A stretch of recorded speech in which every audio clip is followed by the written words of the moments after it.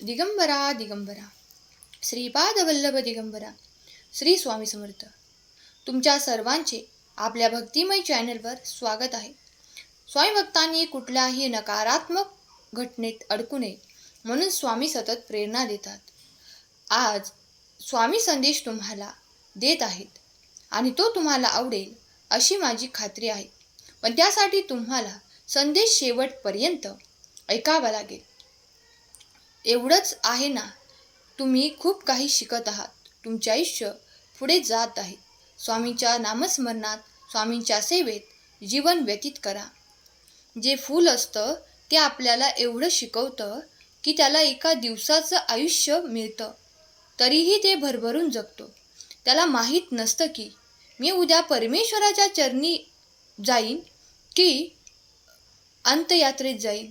तरीही ते विचार करत नाही, ते बहर सोडत नाही. जे मिळालं त्याचा आनंदाने स्वीकार करतं आणि आपले प्राण सोडतं. पण जाताना मात्र गंध दान करून जातं. या फुलाला कोमजण्याचे बळ येतं ते कुठून काय माहीत, पण खंत एका गोष्टीची वाटते. तसेच बळ जर आपल्यालाही मिळालं असतं तर कदाचित आपल्यालाही आयुष्य त्या फुलाप्रमाणे सुगंधी नक्कीच करता आलं असतं. तर स्वामी भक्त हो, तुमच्यासमोर आता 3 फुले दिली असतील. त्या 3 फुलांपैकी तुमच्यासाठी एक फूल निवडायचं आहे आणि स्वामी तुम्हाला काय सांगत आहेत ते ऐकायचं आहे. ऐकल्यानंतर थोडासा त्यावर विचार करायचा आहे आणि तसेच जगण्याचा प्रयत्न करायचा आहे. नक्कीच स्वामी महाराज तुमची साथ कधीही सोडणार नाहीत. आता ज्यांनी 1 नंबरचं फूल निवडलं आहे त्यांच्यासाठी स्वामी काय सांगत आहेत ते जाणून घेऊया. स्वामी भक्तांना सांगतात की अरे, कुठलेही काम तुझ्या जीवापेक्षा मोठं नाही. तुझ्या आयुष्यासाठी नोकऱ्या आहेत, त्यांच्यासाठी तुझं आयुष्य नाही. जेवढं जमेल तेवढं, झेपेल तेवढेच कर. आणि प्रतिष्ठा, पोस्ट वाढते, पगार वाढते या नादाने किंवा वरिष्ठांची मर्जी संपादन करण्याच्या हौसेने जबाबदाऱ्या तू अंगावर घेऊ नकोस आणि तुझं आयुष्य तोट्यामध्ये टाकू नकोस. तुझ्या जीवापेक्षा मौल्यवान काहीही नाही याचा थोडासे भान ठेव आणि तुझ्या कुटुंबाला वेळ दे.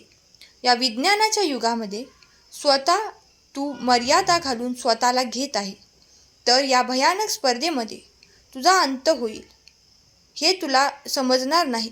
कुठे थांबायचं हे तुला कळायला हवं. कितीही ताण असला तरीही, परिस्थिती असली तरीही, कुठेही असलास तरीही कुटुंबाला वेळ दे. कारण ती वेळ आहे, ते एक दिवस बदलणार आहे.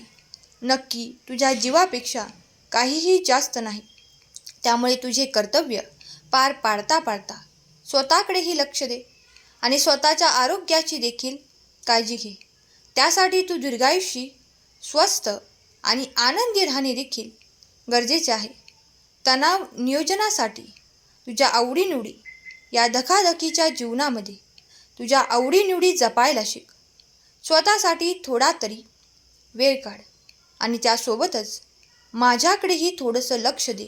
कारण आम्ही नेहमी आमच्या भक्तांची वाट बघत असतो की ते माझ्या भक्तीमध्ये इतके मग्न झालेले आहेत किंवा त्यांच्या या धावत्या युगामध्ये इतके व्यस्त झालेले आहेत की त्यांना त्यांच्या स्वामीकडे येण्यासाठी वेळच नाही.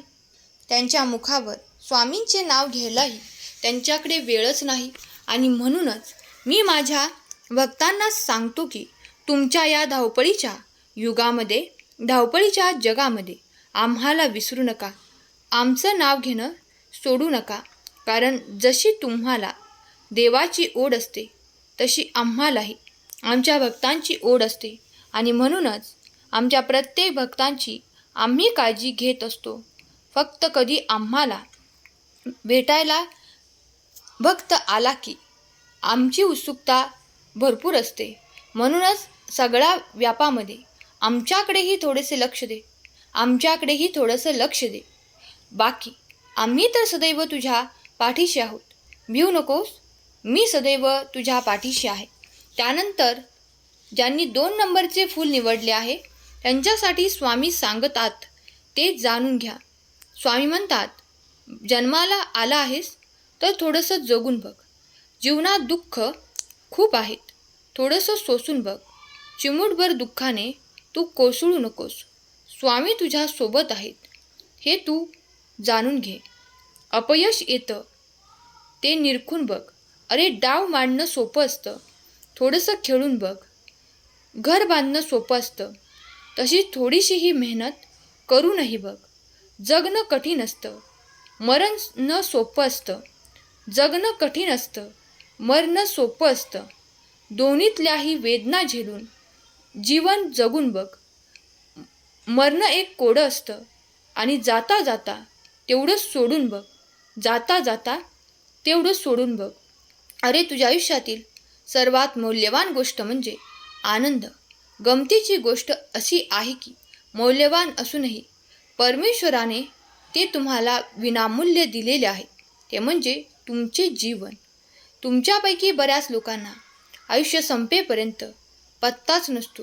उगवणारा प्रत्येक दिवसाला आनंदाने सामोरे जा. मावळताना तो तुम्हाला खूप समाधान देऊन जाईल. आनंद हा फुलपाखरासारखा असतो. त्याचा पाठलाग केला की तो दूर पळतो, पण तुम्ही एकदा निश्चिंत असले की अलगद तुमच्या खांद्यावर येऊन बसतो. असा हा आनंद व्यक्त करायला शिक, जगायला शिक आणि या आयुष्यातल्या प्रत्येक छोट्या छोट्या गोष्टींमध्ये आनंद मानायला शिक. समाधानी राहणं गरजेचं आहे. तुझं मन स्थिर राहणं गरजेचं आहे आणि तुझं मन शांत राहण्यासाठी तुला आमच्याकडे येणं गरजेचं आहे. त्यामुळे तू आमच्या सानिध्यात ये, आमचं नामस्मरण कर. बस तुझं मन शांत करण्याचं काम आम्ही करू. तुला आनंद वाटण्याचे काम आम्ही करू. भिऊ नकोस, मी तुझ्या सदैव पाठीशी आहे. आता ज्यांनी 3 नंबरचे फूल निवडले आहे त्यांच्यासाठी स्वामी काय सांगतात हे जाणून घेऊया. स्वामी अशा भक्तांना सांगतात की असे जगावे जसे की फूल सुगंध सोडत असते, अत्तर नजर रोखून असते आणि ते सर्वत्र सुगंध देत असते. भीती आंधळी ताऱ्यांची आयुष्याला भेटत नाही. चैन करावे स्वप्नांची असे दांडगी इच्छा ज्याचे मार्ग तयाला मिळते. सत्तर नजर रोखून नजरेमध्ये आयुष्याला द्यावे.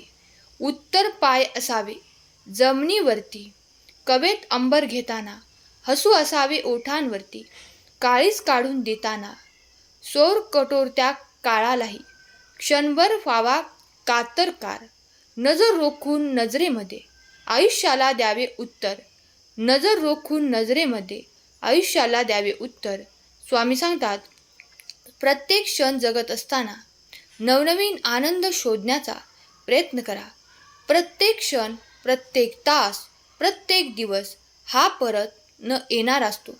त्यामुळे जे काही आपल्या वाट्याला आलं आहे ते भरभरून जगायला शिक. दुःख खूप आहे, तसे सुखही आहे, परंतु दुःखाकडे बघता बघता सुखाकडे बघण्यास विसरून जातोस आणि आनंद कशात आहे हे आपल्याला समजतच नाही. परंतु वेळ हा फुकट आहे, पण तरीही तो अमूल्य आहे. तो विकत घेता येत नाही, परत मिळवता येत नाही. तो जपून ठेवता येत नाही, घालवता येतो, साठवता येत नाही. त्यामुळे वेळेचा वापर कर, आनंदी जग. गेलेला वेळ पुन्हा मिळत नाही, म्हणून प्रत्येक क्षण जरा आनंदाने जग आणि आनंद वाटत जग. त्यामुळे या आयुष्यामध्ये येणारे वाईट प्रसंग जे आहेत त्याकडे नजर लावून बसण्यापेक्षा जे वाईट आहे त्याचा स्वीकार करा आणि त्यातून चांगलं कसं घडेल, आनंद कसा मिळवता येईल याचा विचार करा. नक्कीच तुमचं आयुष्य हे सुखाचंच होणार आहे. कारण भिऊ नको, सदैव मी तुझ्या पाठीशी आहे. स्वामी भक्त हो, 3ही संदेश तुमच्यासाठी होते आणि 3ही संदेशामधून तुम्हाला मार्गदर्शन मिळालं आहे. आपले आयुष्य हे आपल्याला एकदाच मिळालेलं आहे. आणि म्हणूनच ते जगत असताना आपल्याला आनंद कसा मिळेल, समाधान कसे मिळेल आणि या धावपळीच्या युगामध्ये आपल्याला शांतता कशी मिळेल याचा विचार करायचा आहे. आणि आपल्या मनाला जर शांतता हवी असेल तर स्वामींशिवाय पर्याय नाही. स्वामींच्या सानिध्यात जा. स्वामी जवळ बसले की सगळं मन मोकळं होतं आणि नवीन विचार करण्याची प्रेरणाही आपल्याला मिळते. स्वामी भक्त हो, हा संदेश तुम्हाला आवडला असेल तर संदेशाला लाईक करा आणि कमेंट बॉक्समध्ये श्री स्वामी समर्थ लिहायला विसरू नका. आणि असेच नवनवीन स्वामी संदेश ऐकण्यासाठी आपल्या भक्तिमय चॅनलला सबस्क्राईब करा. पुन्हा भेटूया नवनवीन संदेश घेऊन. तोपर्यंत स्वस्थ रहा, मस्त रहा आणि आपल्या स्वामींचे नामस्मरण करत रहा, सेवेत रहा. केलेली सेवा स्वामी माऊली चरणी अर्पण करते. आजचा संदेश शेवटपर्यंत ऐकल्याबद्दल धन्यवाद. श्री स्वामी समर्थ. जय जय स्वामी समर्थ. श्री गुरुदेव दत्त.